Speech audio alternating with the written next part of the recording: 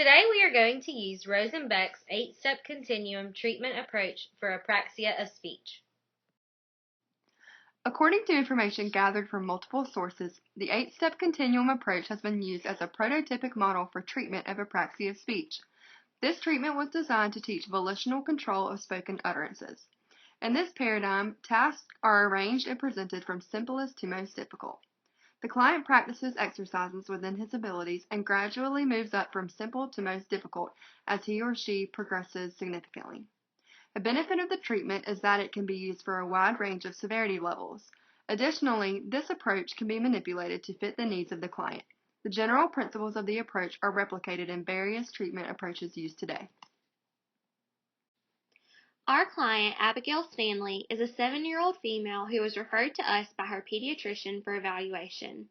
For her assessment and analysis, we first reviewed Abigail's case history and an interview was conducted with her and her caregiver. Next, a hearing screening was conducted to rule out any audiological deficits. An oral motor examination was also performed on Abigail to assess her speech and non-speech mechanisms and to also screen for dysarthria and apraxia of speech. Other measures that were used to assess Abigail include an informal speech and language sample, a standardized screening tool, speech sound assessment for single words and connected speech, a spoken language assessment, a literacy assessment, a formal assessment such as the screening test for developmental apraxia of speech 2. Our comprehensive evaluation results for Abigail showed that she had consistent errors on the speech sounds b, p, l, and k. She had mild groping behaviors, a monotone vocal quality, and abnormal, unequal stress patterns during the spontaneous speech sound assessment. Her errors were inconsistent. She had trouble initiating speech, and difficulty seemed to increase with contextual complexity. Therefore, after careful examination of all results, we diagnosed Abigail with mild apraxia of speech. Our treatment for Abigail will begin with the target sound b, because the sound is prevalent in her everyday speech, and is a speech sound found within the client's name, therefore making it an important sound for her. We used the Kaufman Kit 1 cards to collect baseline data. Each card breaks down the target word into a series of successful word approximations based on least physiological effort. Target sounds include b, p, and t, because these were sounds that proved to be extremely difficult for the client. Once baseline data is obtained, we will begin treatment. The treatment we are demonstrating today is Rosenbeck's 8-step continuum for apraxia of speech.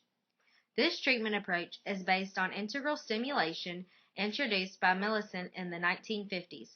Integral stimulation involves imitation that emphasizes both visual and auditory feedback. It has long been used for articulation therapy and is one of the most common approaches to treating speech disorders in children. This approach utilizes a bottoms-up technique, starting with a more simple stimuli and progressing to more phonetically difficult stimuli. The child is told by the clinician to listen to me, watch me, and do what I do. The bottom-up approach allows the client to be successful and reduces the amount of struggle for the client. The 8-step continuum is broken down into 8 simple stages. Stage 1, integral stimulation. This phase involves the client watching, listening, and producing the target sound or word in unison with the clinician. Stage 2. This step also involves integral stimulation, but this time the clinician only mouths the target word while the client produces it verbally. Stage 3. The clinician produces the target word while the client repeats the target word without any cues. Stage 4. The clinician produces the target word while the client repeats the word multiple times. Stage 5. The client is presented with a visual cue and is then asked to verbally produce the word. Stage 6. The client is presented with a visual cue and then is then asked to say the target word after the cue is removed. Stage 7. The clinician elicits a response from the client by asking a question. Stage 8. The client and the clinician role play in order to elicit a response. We will be demonstrating Rosenbeck's 8-step continuum. After the client completes each task, I will use a binary system to collect data for each of her productions. She will receive a plus sign for correct answers and a minus sign for incorrect answers. Today we are targeting the B sound because it is in the client's name, Abigail. I'm going to say a word and I want you to watch and listen to me first. Then we're going to say the word together. Abigail. Okay, now together. Abigail. Good job. Now I'm going to say it and then I want you to say it after me. Abigail. Abigail. Good job. Now I want you to say the word by yourself. Abigail. Great. Now we're going to try that one more time. Abigail. Abigail. Good job. Now I'm going to say it one more time and I want you to say it 3 times after me. Abigail. Abigail. Abigail. Abigail. Great. Now I want you to read this card. Abigail. Good job. Now I'm going to place the card here, but I don't want you to say the word until I tell you to.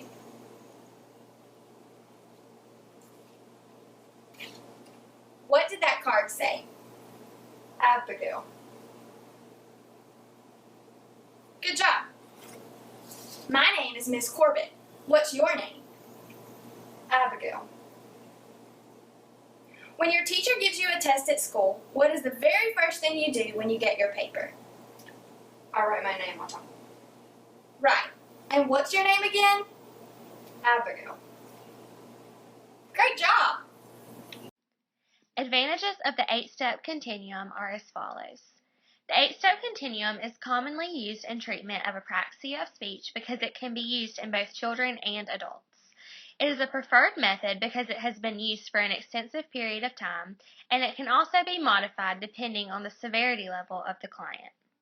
A disadvantage to this treatment approach is that the flexibility does not provide an exact start location. The clinician must use clinical judgment to decide which stage to begin with and the specific sequencing of the steps according to the individual client's needs. Another disadvantage is that there is no strict data collection method.